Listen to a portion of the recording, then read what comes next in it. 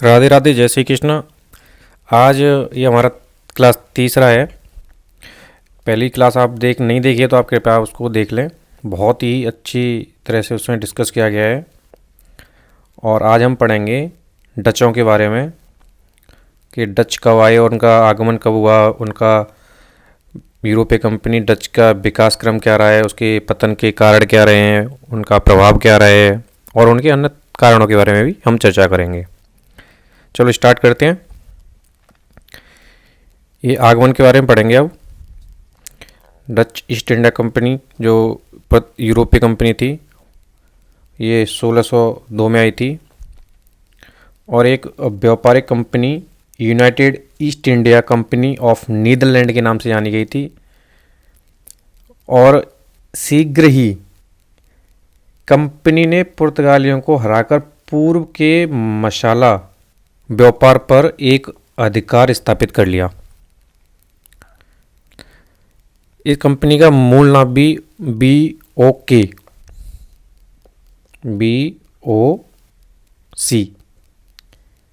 इसका full form है वेनिगेड ऑस्टिडिच company. इसका विकास क्रम क्या क्या रहा है, उसके विकास क्रम के बारे में पढ़ लेते हैं। ये प्रथम डच कारखाना स्थापित किया था इन्होंने मछलीपट्टनम में, जो आंध्र प्रदेश में पड़ता है, 1605 में। ये क्वेश्चन पूछा गया है कि डचों ने सबसे पहले अपना कारखाना कहाँ पे स्थापित किया था, तो आपका आंसर होगा मछलीपट्टनम में। फिर मुझे कब किया गया था, फिर आपका आंसर होगा 1605 में। और ये आज की डेट में कहाँ पड़ता है, आंध्र प्रदेश में। ठीक। इनके अन्य कारखाने कहाँ कहाँ पे थे। इन्होंने सबसे पहले कारखाना आंध्र प्रदेश में खोला। फिर दूसरा कारखाना इन्होंने 1610 में पुलकिट में खोला। सूरत में इन्होंने 1616 में खरीदा, मतलब स्थापना की थी। बिमली पट्टनम में इन्होंने 1641 में, कारिकल में 1645 में, चिंसुरा में 1653 में इन्होंने अपना कारखाना स्थापित किया। डचों द्वारा भारत से क्या क्या निर्यात किया जाता था वो ये हैं। पहला है सोरा, उसके बाद नील, सूती वस्त्र, ये यहाँ से भारत से डच ले जाते थे। नीदरलैंड जिसे बोलते हैं आज की डेट में, या हॉलैंड बोलते हैं, ये वहाँ पे ले जाते थे। सर्वाधिक लाभ कमाने वाला प्रतिष्ठान सूरत डच व्यापार निदेशालय इन्होंने सूरत में खोला। और सर्वाधिक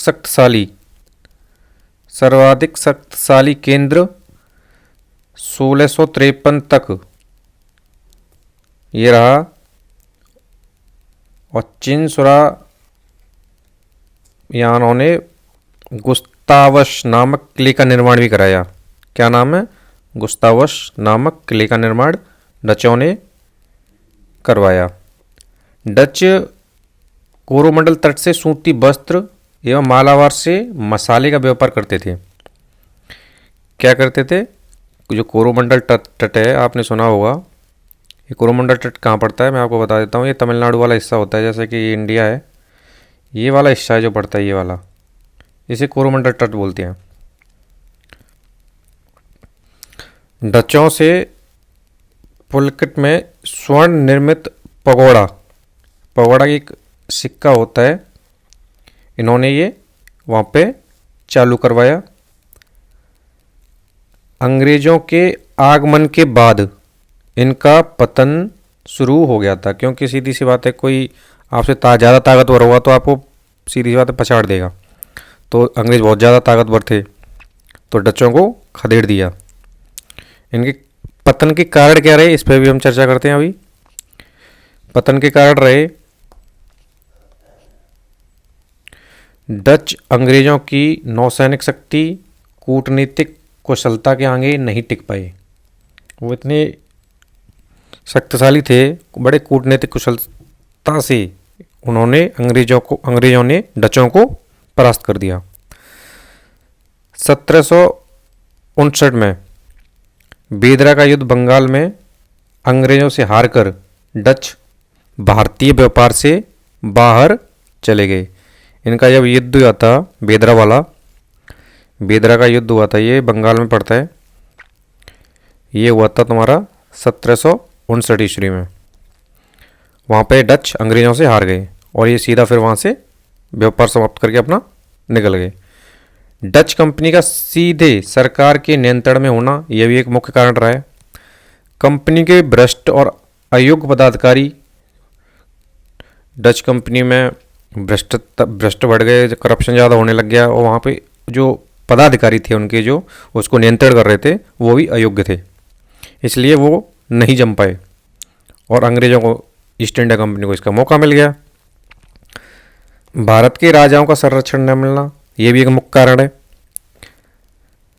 डच्चों का आकर्षण, फिर उनका भी एक आकर्षण बन गया कि माले प्रायद्वीप जो इंडोनेशिया की तरफ जो पड़ता है उधर उनका ध्यान केंद्रित हो गया, तो वो सीधा भारत को छोड़ के वो माले प्रायद्वीप की ओर इंडोनेशिया की साइड चले गए। डचों के आगमन के परिणाम स्वरूप सूती वस्त्र उद्योग निर्यात सर्वोच्च स्थिति में पहुंच गया। भारतीय वस्तुओं का यूरोप निर्यात इतना गहरा प्रभाव पड़ा कि इंग्लैंड आगे चलकर वस्त्र उद्योग का केंद्र बन गया। अन्य तथ्य ये हैं कि डचों ने 1632 में बंगाल से पुर्तगालियों को बाहर कर दिया और 1614 ईस्वी में मलक्का पर विजय प्राप्त कर ली और 1658 में सिलोन पर कब्जा कर लिया। डचों की एकमात्र किलेबंदी दुर्ग गोल्ड्रिया दुर्ग जिसे बोलते हैं 1613 ईस्वी में खत्म कर दिया। और ये वीडियो आपको अच्छा लगे तो प्लीज़ लाइक और सब्सक्राइब करना और मुझे बताना कमेंट बॉक्स में क्या करना है। Thank you.